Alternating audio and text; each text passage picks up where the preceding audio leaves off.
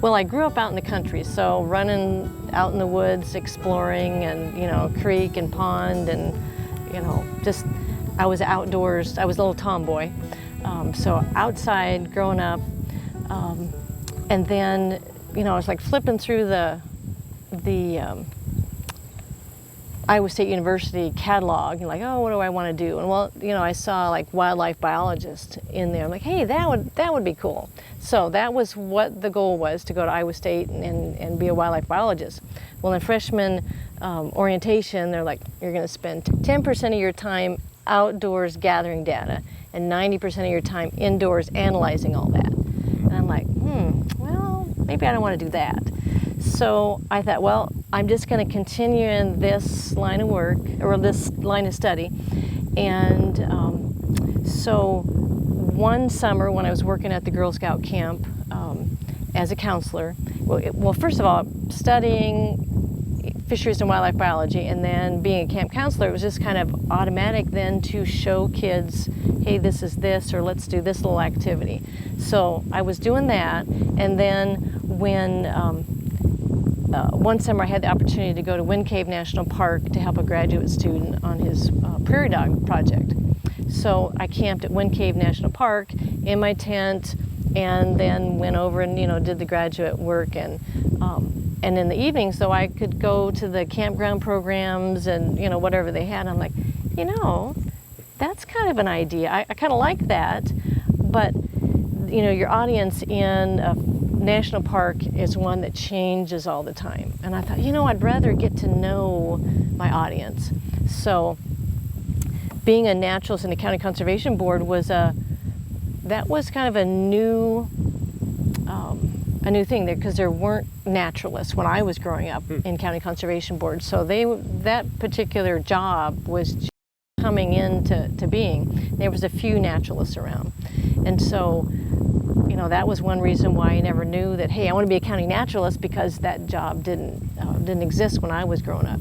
So that's kind of how I got started, and going to Iowa State and trying to figure out, what I wanted to do. So being a naturalist, and then I applied to a lot of different county conservation boards and different openings. There was an opening for environmental education consultant in Clear Lake, Mason City area with the Northern Trails Area Education Agency. So I applied for that job, and I got the job. So that was my first job out of college. And I was there about 3 years, and then they had budget cuts. And so the newbie on the block gets cut. So I lost that position. And so again, applying for county naturalist jobs. And I get different interviews, and I'd be all excited. I'm like, oh, that'd be the perfect job. And then I wouldn't get the job. And so a friend told me, they said, if you thought that was the perfect job, wait till you see the one that God has picked out for you. And here I am in Marshall County, and I think that's one of the reasons why it's been such a good fit, and I've been here for 30 years, is because this is where God wanted me to be. Yeah. So when I first started 30 years ago with Marshall County, our office was out at the fairgrounds, and small little office that we shared with the fair board. And I remember first coming there, and we had a little storage closet, and there was some environmental education stuff there, and they had some more stuff out in the shop building.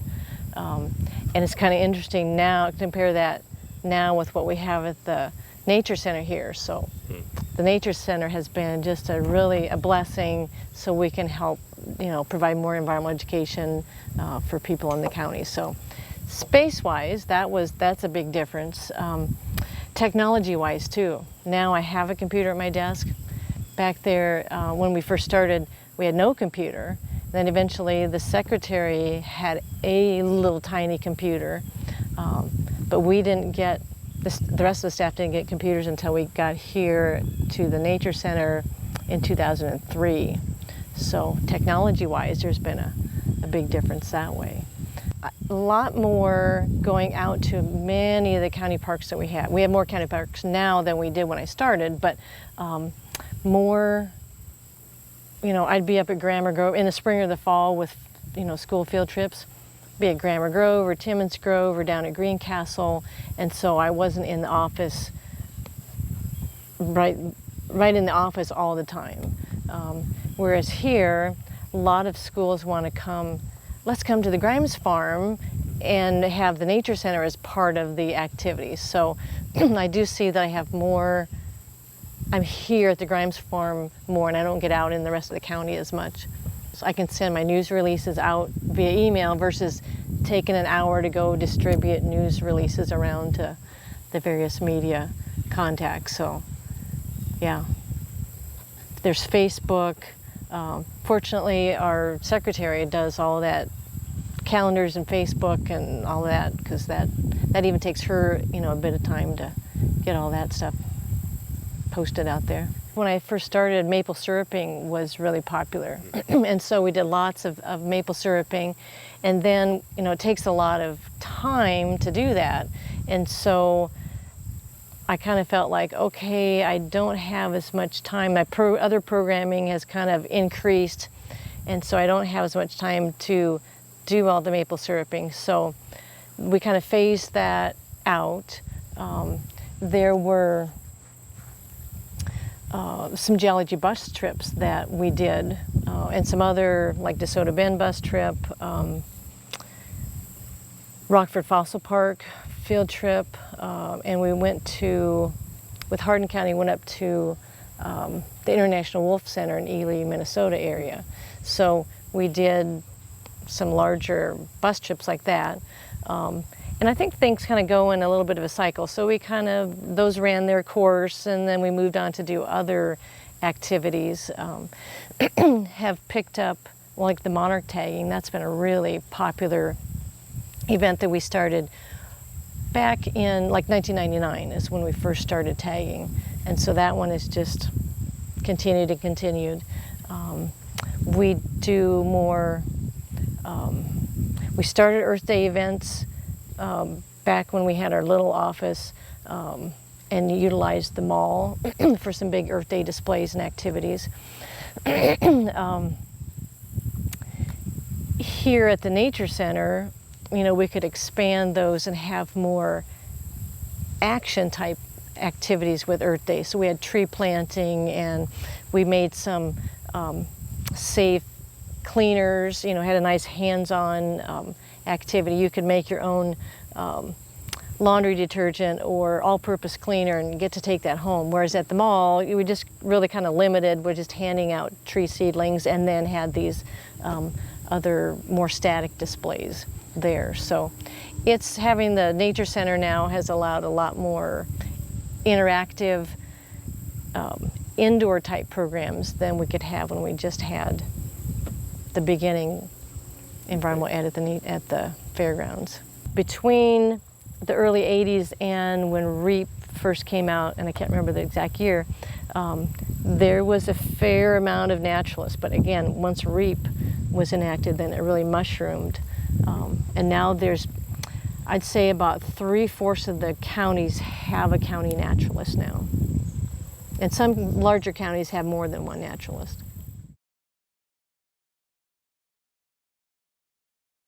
Well, when we have our Uncle Ike sessions, we always try to incorporate a story because literacy is so important, and that story would reflect whatever the theme is for the day. And then hands-on activities is a must because that's how people learn the best is by doing. So we have some hands-on activities. It could be games, some learning activities. We make learning fun in there.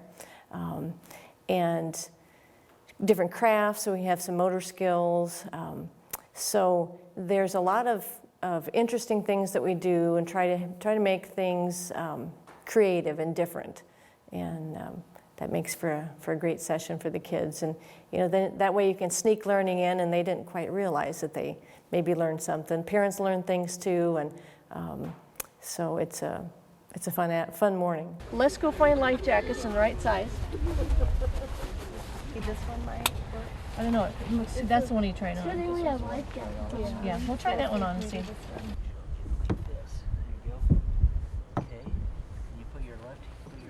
So they bringing back fond memories. The Isaac Walton League and Judy Levings, the previous naturalist, got it off the ground. And then I stepped in. I arrived in October of 1986. And of course they had the year planned out for the Uncle Ike program. And so I just stepped in there, and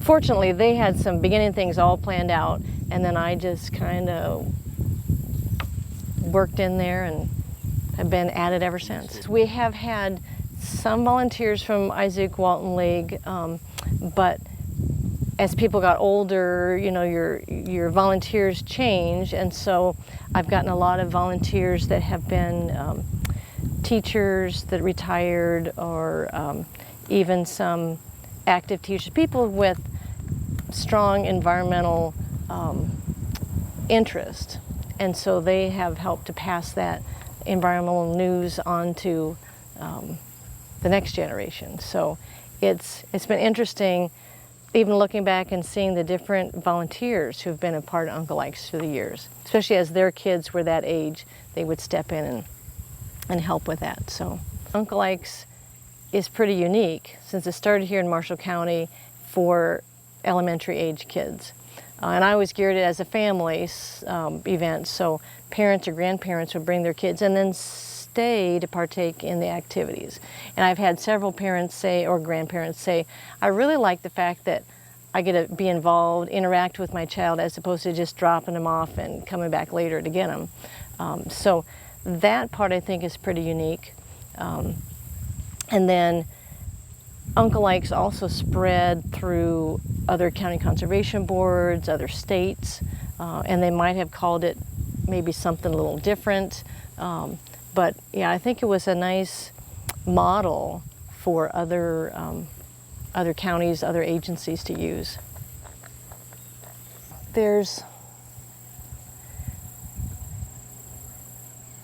I can think of a number of things. I think the Monarch tagging has been one that stands out, simply because it's a nice interaction between a live animal and the public. Also, the fact that I got to go down to Mexico, I took a vacation to go to Mexico to see the overwintering monarchs. And so that really, you know, it's really touched me to connect with the monarchs that way. That was a trip that I took with my daughter. There's a few other people here from Marshall County, and there were six county naturalists and some of their people that went to Mexico on that particular trip. Actually, we did find the naturalists from Jackson County spotted a tagged monarch when we were out walking in the woods, and so people actually got a close-up of the tag number, so we turned that number into Monarch Watch, and it was amazing to find out where that monarch was tagged. It was tagged in Clinton County, which of course is an adjoining county with Jackson County. So here, a group of Iowans go to Mexico to see the tagged, or see the monarchs, and find a tagged one from Iowa. That was pretty cool. They're a pollinator. And so there's been a big push recently for planting for pollinators. And I think the monarch butterfly can be like a spokesperson, a spokes insect for them, because it's so bright and colorful. But it's really an indicator species. We've had a decline in the number of monarchs. There's been a decline in the number of other butterflies, other insects. So yeah, including bees. And so there's a real good indication that, hey, something is changing in the environment and we need to pay attention to what this is. So providing for those pollinators, people planting different plants for nectar and larval food sources is important. But we also need to think about what chemicals are we putting down? How is that affecting the pollinators, how is that affecting our water quality? So it goes on to other issues as well. One of my goals was to make a difference. So I can tell that I've made a difference in connecting people with the natural environment. And I was real humbled to have one student come up to me in a grocery store and say, hey, because of your activities, I shared that when I was in the Peace Corps, I shared that activity that you did, you know, with other people. And I'm like, oh, how cool is that? So that was neat to share with me. I've had second generations of families now say, hey, my mom brought me to this activity when I was little, or with West Marshall fourth graders when they go to Springbrook and we call owls. I remember, you know, calling owls when you must have just been, you know, new, because I came when I was in fourth grade and now I'm coming with my child to Springbrook. So that's been neat to hear about the impact over the years. So I hope that I've just opened people's eyes to the world around them, help them see that we are part of the big picture and not a separate part from it, and we need to figure out how to work together. Looking forward to going camping during the weekday and not having to worry about the weekend. And just, I'm looking forward to being able to be out in the garden and you know, I like to do a lot of food preservation, so I can do that and not have to be rushed because I got to go to work the next day.